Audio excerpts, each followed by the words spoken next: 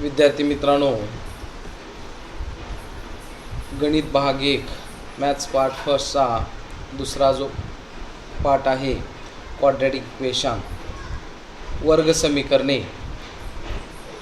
पहा. तर पहिल्या पाठाच्या अभ्यासानंतर हा दुसरा पाठ जो आहे तो वर्ग समीकरणे या पाठामध्ये आपण काय काय पाहणार आहोत.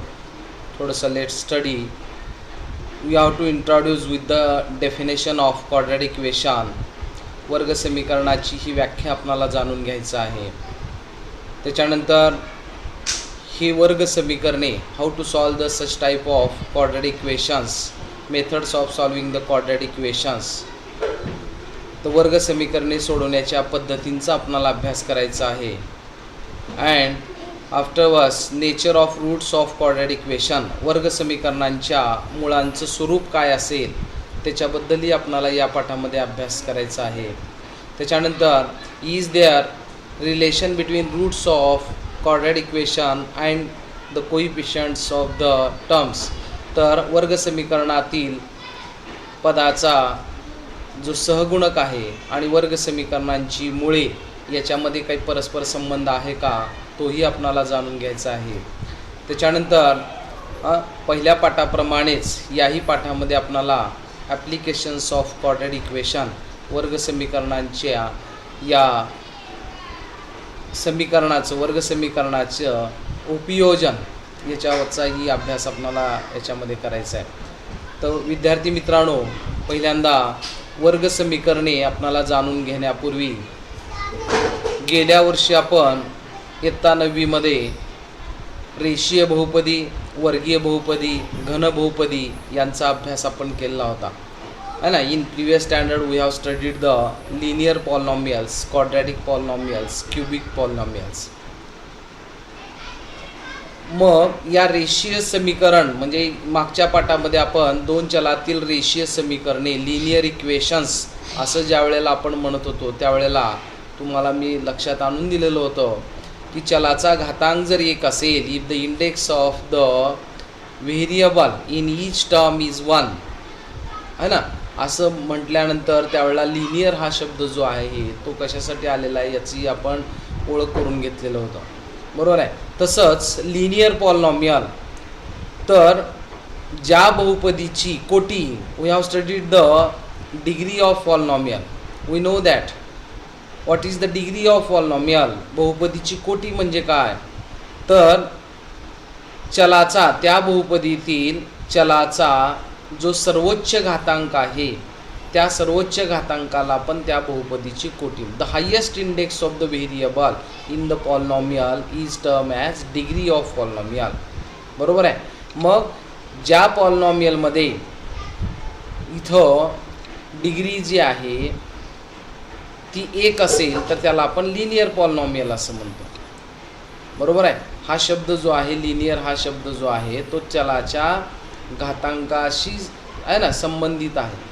म्हणजे बहुपदीमध्ये जो चल आहे, पॉलिनॉमियलमध्ये जे व्हेरिएबल आहे त्या व्हेरिएबलची जर डिग्री आपण जर बघितलं तर 1 असेल तर त्याला आपण लिनियर पॉलिनॉमियल असं म्हणतो.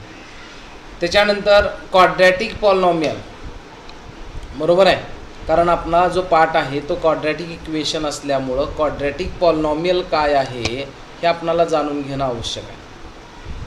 तर चलाचा जर घातांक आपण जर इथं बघितला तर highest index of the variable in the polynomial is 2, then such polynomial is said to be the quadratic polynomial, बरोबर आहे. चलाचा जर सर्वोच्च घातांक हा जर 2 असेल तर त्याला आपण वर्ग बहुपदी असं म्हणणार आहोत. म्हणून आता इथं काही उदाहरणामध्ये उदाहरणादाखल आपल्याला काही बहुपदी दिलेली आहेत. तर classify the following polynomials as linear polynomial and quadratic polynomial. See here है ना, we have given the 5 polynomials are there. Okay, see that first polynomial is 5x + 9, second one x² + 3x - 5, then third one 3x - 7, fourth one 3x² - 5x, and last one 5x². From that 5 polynomials, which are the quadratic polynomials and which are the linear polynomials we have to classify. बरोबर आहे. पहा मग आता इथं आता जर आपण या दोन बहुपदींची जर व्याख्या आपण जर जाणून घेतलेला असाल, लिनियर पॉलिनॉमियल आणि क्वाड्रॅटिक पॉलिनॉमियल, तर सहज आपणाला लक्षात येईल की which polynomial is the linear polynomial and which polynomial is the quadratic polynomial. See here 5x plus 9 is the polynomial. Here the variable is x and the index of the variable is nothing, means 1 is there.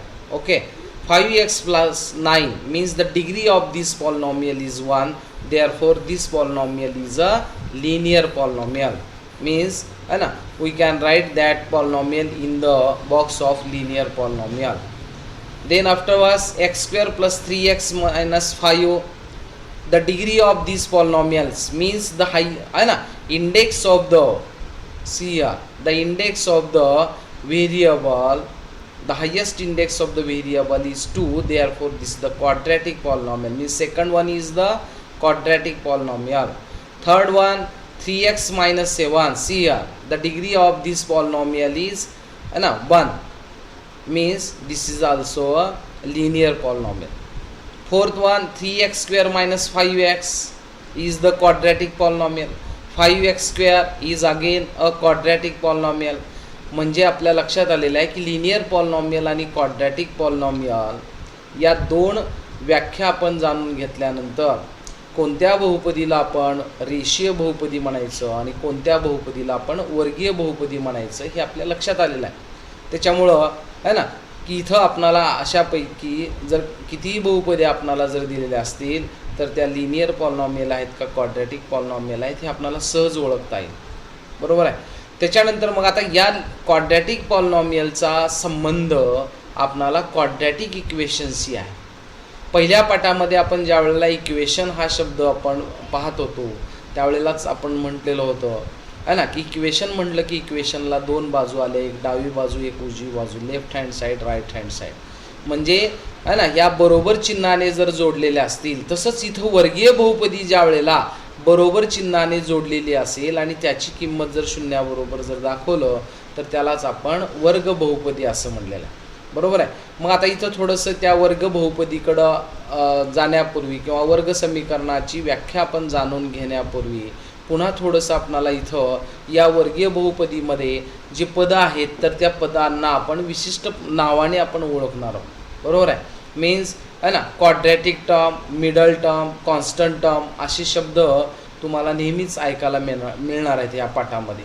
त्याच्यासाठी म्हणून मग quadratic term आता प्रश्नच नाही. आत्ता आपण जसं म्हणलं if the index of the variable is 2 असं म्हटलेलं आहे, म्हणजे ज्या पदामध्ये चलाचा घातांक 2 आहे त्या पदाला आपण वर्गपद असं म्हणणार आहे.